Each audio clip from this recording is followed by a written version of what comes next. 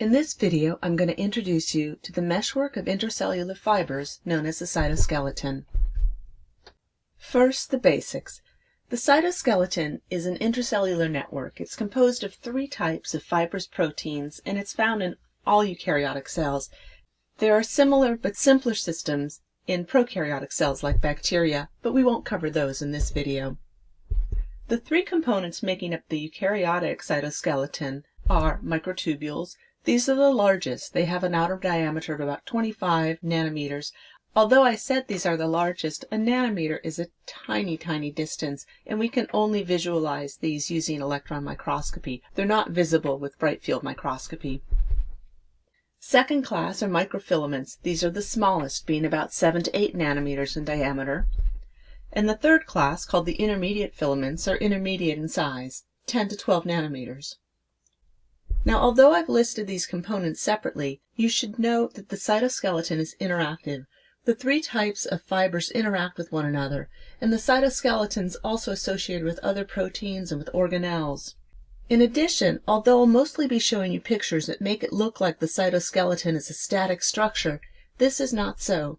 While some components of the cytoskeleton are stable and long-lasting, other parts are continually being remodeled and reassembled. Indeed, there are some toxins that target cytoskeletal elements, and they act by locking them into place, and these poisons will kill the cell, showing that the remodeling is essential for carrying out normal functions. Well, I mentioned functions, so what are the functions of the cytoskeleton?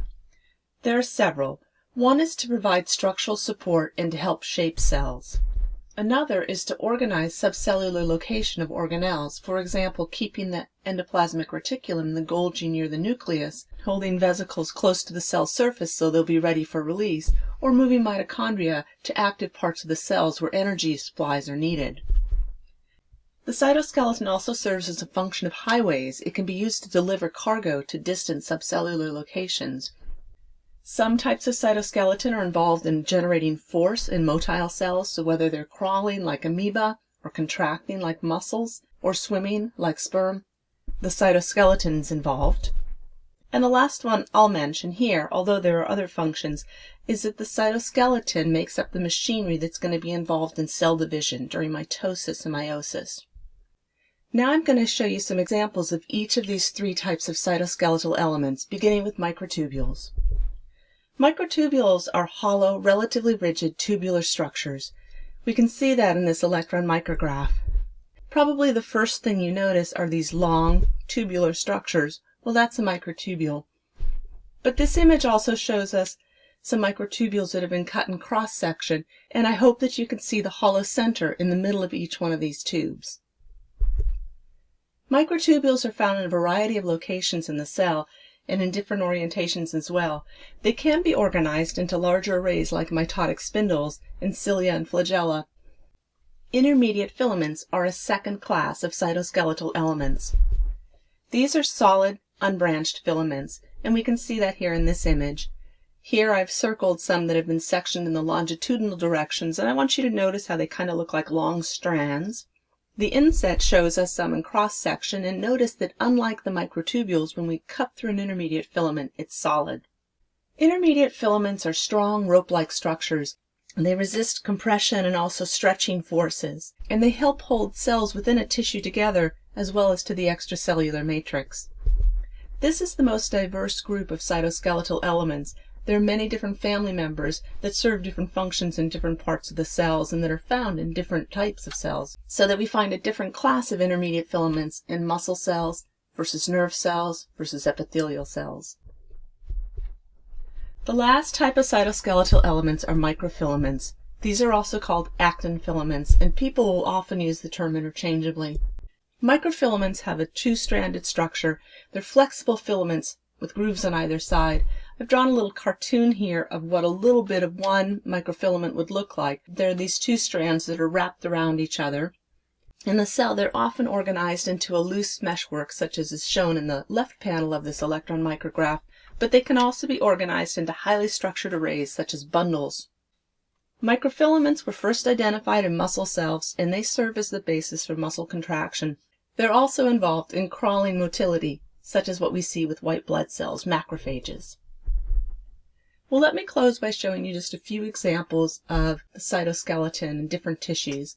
This picture was taken from the mammalian gut. It's showing what's called the brush border of epithelial cells in the mammalian intestine. I'm going to highlight a single cell. It's sort of a columnar-shaped cell with a big nucleus, and the side that's facing the top towards the white, that would be where the food is in the intestine. Well, let me show you what the arrangement of the three different cytoskeletal elements would be in this cell.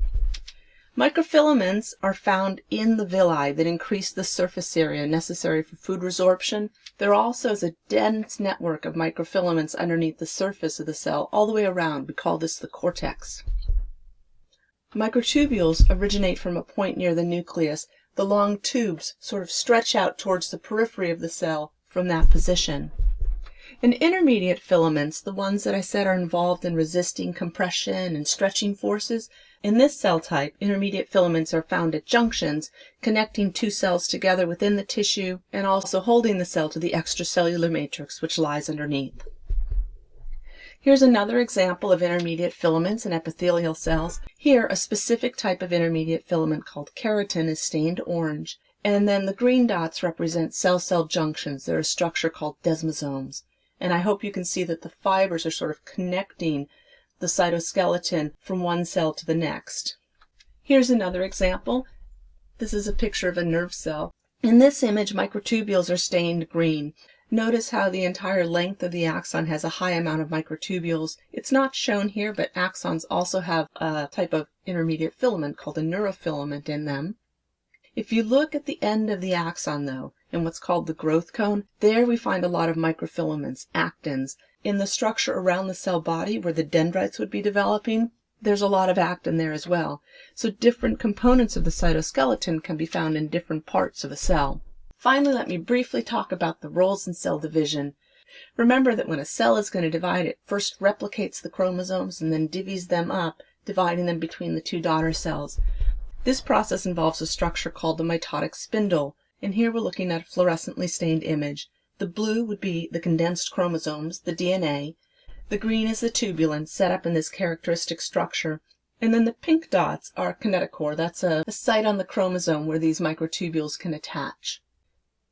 Dividing the chromosomes is one part of cell division, but the cells also have to physically pinch off so that each cell is surrounded by its own membrane. This process, called cytokinesis, involves a different cytoskeletal element. Let me show you that. Here I'm going to show you some images taken of cell division in a nematode worm called C. elegans. I'll show you the top video first. Try to follow the nuclei and see where the daughter cells are dividing. Remember that moving the chromosomes apart involves microtubules. Well, now let's look at what happens with the actin cytoskeleton.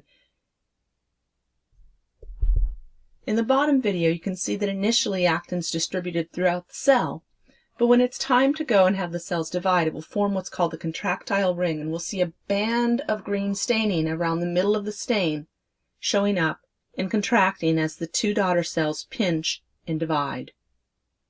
That line of green staining is actin. Well, I hope this introduction has piqued your interest about the cytoskeleton and the roles that it plays inside the cell. We'll explore each of the components in more detail in future videos.